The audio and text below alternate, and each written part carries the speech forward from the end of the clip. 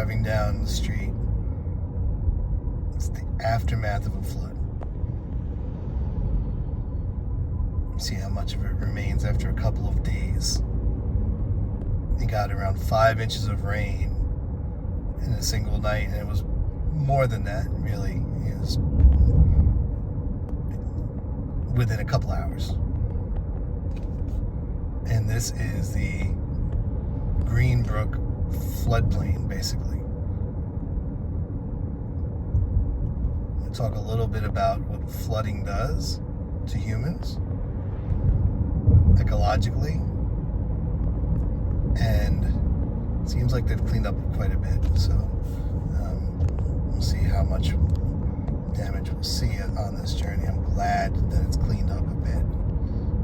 It was devastating, and I know some people lost houses. You can still see the soil from the stream.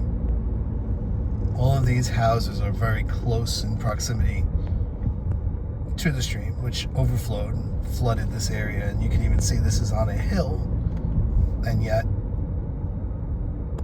this was a devastating flood. It does happen in this area. This is an area where flooding is not flooding to this extent, but flooding is fairly common. Again, we're going to talk a little bit about changing weather, but also about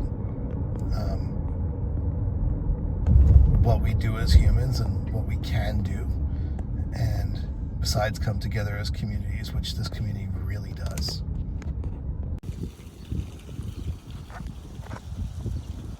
Water. It's a thicker medium than air,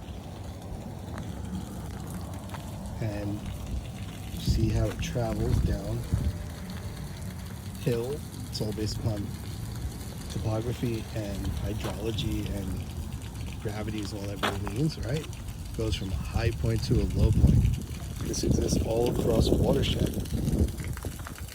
So all of the water will go to the lowest point in an area, and that's where your streams occur in the first place. That's from a truck, but that's where the streams occur in the first place. We're dealing with a storm where you get a significant amount of runoff. That's rain that's not being absorbed by the earth into the soil. It doesn't have the time to permeate into the soil.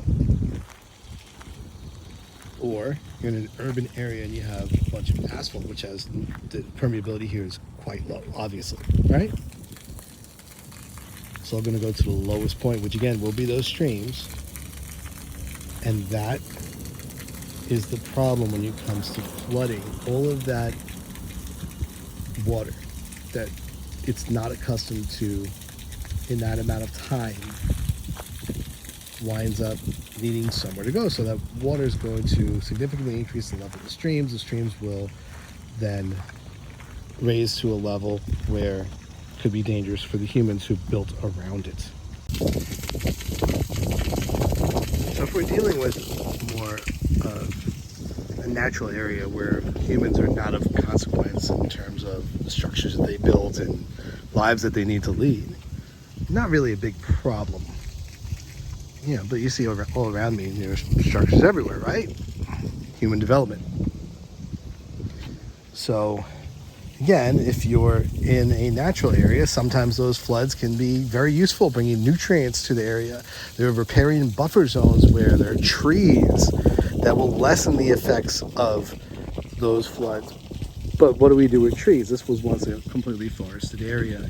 This would be significantly less than the amount of tree cover that would be by the stream too. So that's also an issue. So if you're building around an area, you say, oh wow, look at that stream, it's really nice, and you forget, especially if you have like 100-year cycle of flooding, and 1948, wow, that's a long time ago. It's less than 100 years. So how do you remember 1925? Not that it's dead set that 100 years, okay. And with global climate change, more energy in the atmosphere is going to lead to overall more flooding.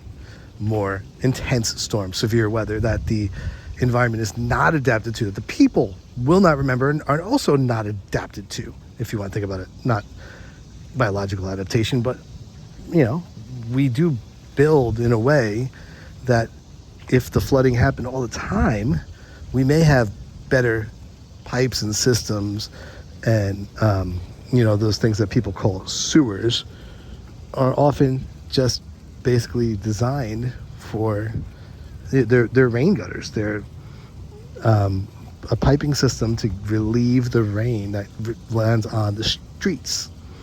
So to get rid of that water, that excess water, they're storm gutters. We don't necessarily even think of them.